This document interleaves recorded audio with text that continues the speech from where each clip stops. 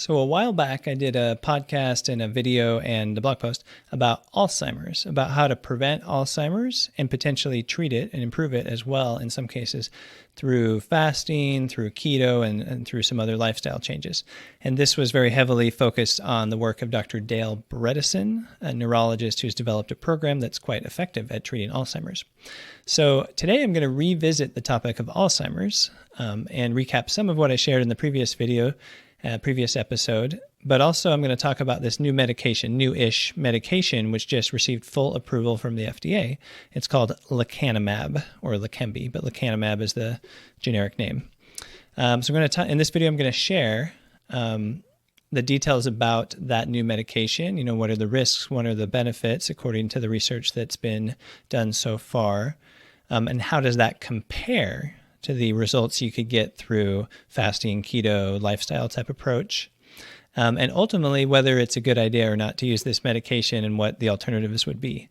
And of course, as always, this isn't individual medical advice or anything because I don't know all your circumstances, but just some big picture thoughts that you might find interesting. So just in case you didn't know, Alzheimer's is the disease where you lose your memory. It's a type of dementia. It's the most common type of dementia. Dementia is just that bigger umbrella term for all the memory loss type things. But Alzheimer's is the one that most people have heard of. And so Alzheimer's is really common, and it's getting more common. I shared some statistics in the previous episode that I'm going to link to if you want to take a look at that. But of course, it is a big burden on the patient who loses the quality of life and on the family who now, has this person who can't remember stuff. They're having to decide how to handle that. And it's a big burden on society, as kind of our population's getting older on average in some places. And it costs tons of money in various ways through medical care and through things the family are having to do, whether they are finding like a nursing facility or whatever for that family member. One of my uncles has Alzheimer's, so I'm kind of hearing about all the challenges that are associated with that as well. So I kind of see what that's like for the family as they're trying to figure out, well, where do we kind of put this person, so to speak? But how do we still try to stay connected with them and help them have as good of a quality of life as possible? And then a lot of the health challenges and other challenges that come up as you're dealing with it. So it's really a miserable thing, and it's getting more common, and it is already common. So bottom line, Alzheimer's is a huge burden and really challenging for the people involved.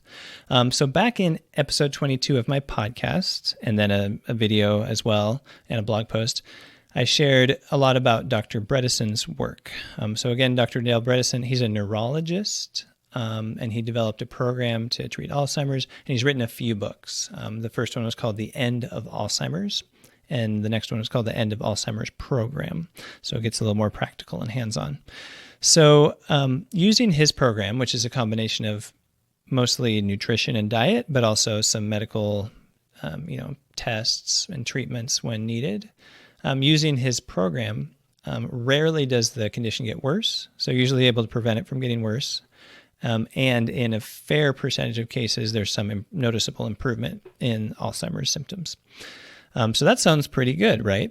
And by the way, the cornerstone of his program is fasting and keto. It's something he calls KetoFlex 12-3. And the 12 means at least 12 hours of fasting overnight. The 3 means at least 3 hours of fasting before bedtime. And the keto part means you get into ketosis regularly, either by eating the right foods that stimulate ketones or taking a ketone supplement. But there's got to be some ketones because ketones are good for your brain, turns out. So, and then the flex has to do with it's like kind of flexible in terms of the amount of meat, this or that. But the diet that he prescribes does include a lot of nutrient-rich plants and also some healthy protein sources, like fish or meat or whatever. But it's flexible. So that's why he puts the word flex in there. So his approach has a huge benefit. But what about this medication? This, again, new-ish medication, Lecanemab. So there's a lot of headlines about it because they're kind of saying it's like probably the most effective treatment available or whatever in terms of medications. So what are the risks? What are the benefits? What do we know about it so far? So this treatment, so it's the Lecanemab. When you have a name like Lecanemab,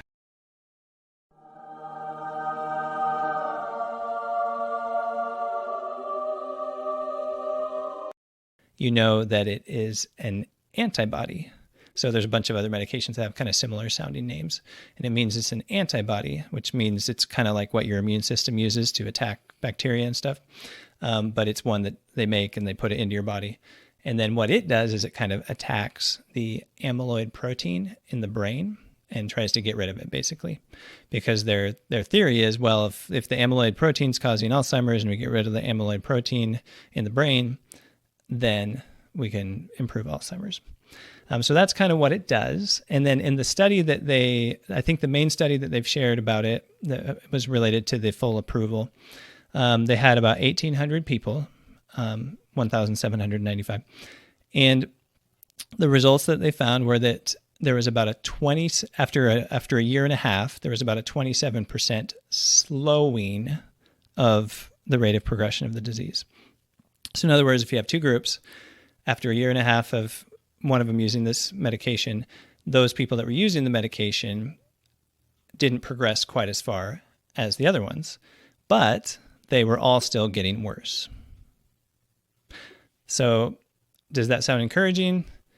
Yes and no. If you're comparing it to doing nothing, sounds kind of encouraging. But if you're comparing it to even Dr. Bredesen's program, it sounds pretty pitiful, to be honest, because all they're doing is like kind of slowing it down a little more than they were before.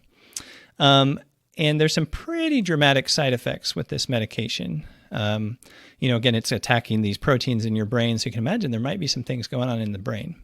And in 12% of the people, 12.6%, there was swelling in the brain known as brain edema. And in 17%, they had little tiny areas of bleeding in the brain. Now, for some reason in the placebo group, there was also some of those microhemorrhages or little bits of bleeding in about 9%. So it was about double the number of people that had these microhemorrhages. So I guess the population that they were studying tended to have microhemorrhages, but it was about twice as much in the people that were using the medication. And then it does have other side effects that are not trivial. Like 20% of the time people have these infusion reactions, so it's really uncomfortable and maybe a rash and all this stuff. And then about 14% of the time they get headaches, but you can imagine why. And then there's also diarrhea and coughs, but maybe like 5% of the time, just guesstimating based on the data they shared. And then it also causes atrial fibrillation, but somewhere between 1 and 10% of the time. And that's ironic. So that's an abnormal heart rhythm, right? Atrial fibrillation. That's ironic because if you have atrial fibrillation or AFib, you often have to take an anticoagulant medication, blood thinner, which makes you more likely to bleed, which means you probably would need to avoid Lecanemab at that point. So if you see the connection there. So Lecanemab costs about $26,000 per year, which is, whether that's a lot or a little, depends on your perspective.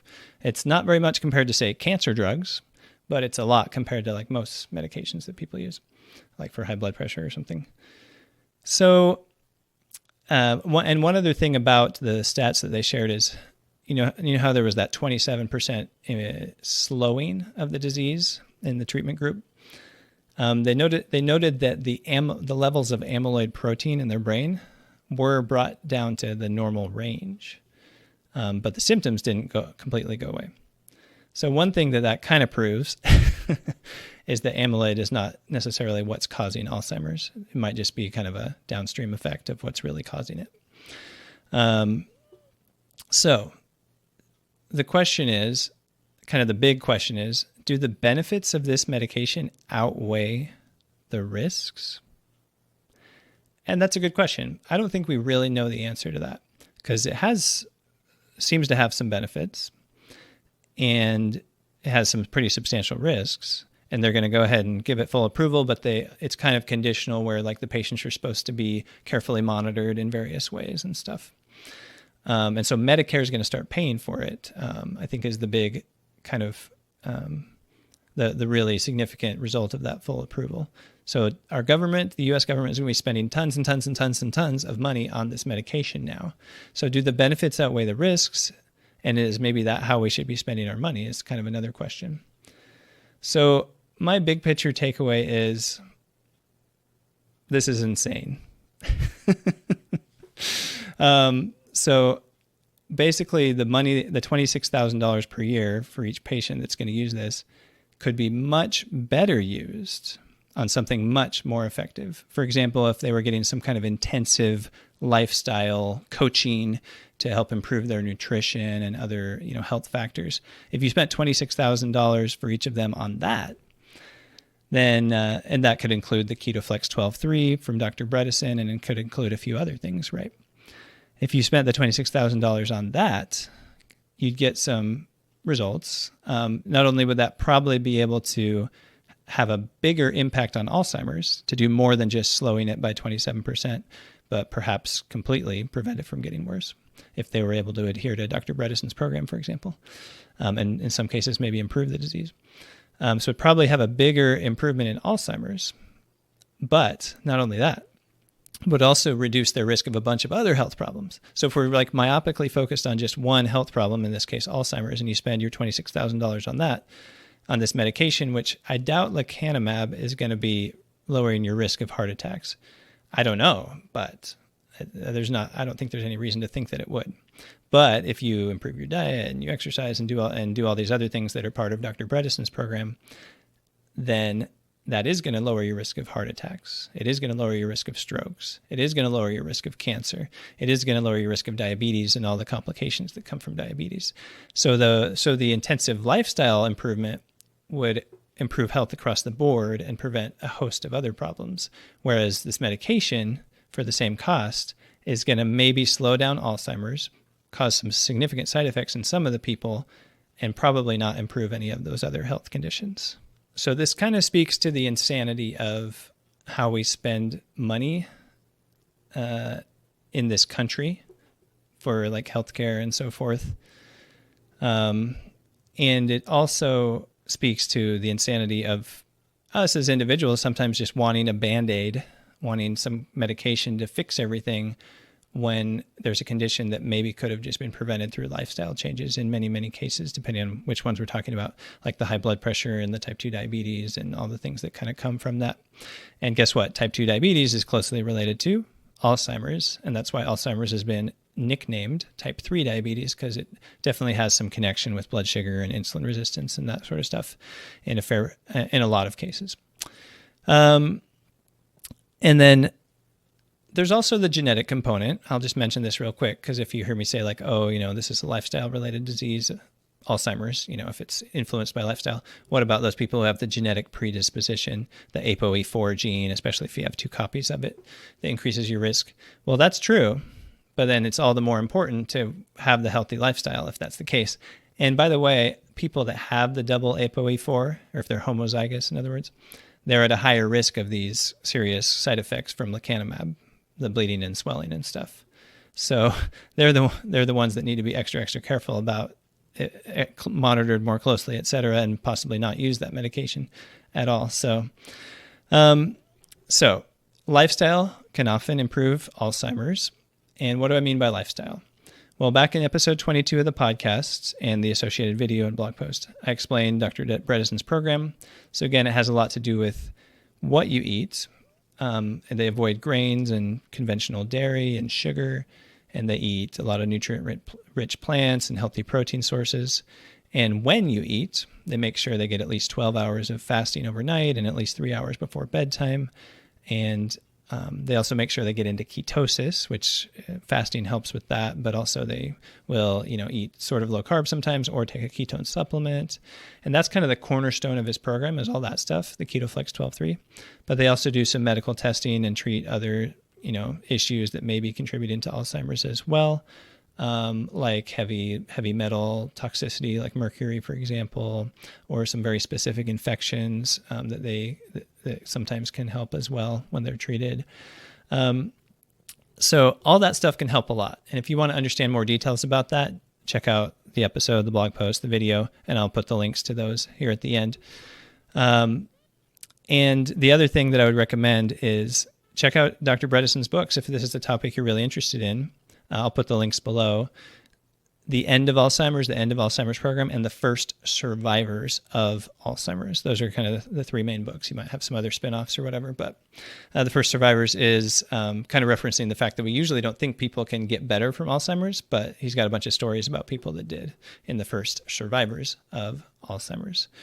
All right, so if you're on YouTube, I'll go ahead and put the video here where I talked about Dr. Bredesen's program, so you can easily click on that. If you're on the podcast, just look for it in the episode description there, and I'll put the links to all the other stuff below. So hopefully that was helpful. Hopefully that gave some perspective, and I'll see you next time on the FastingWell Podcast and YouTube channel.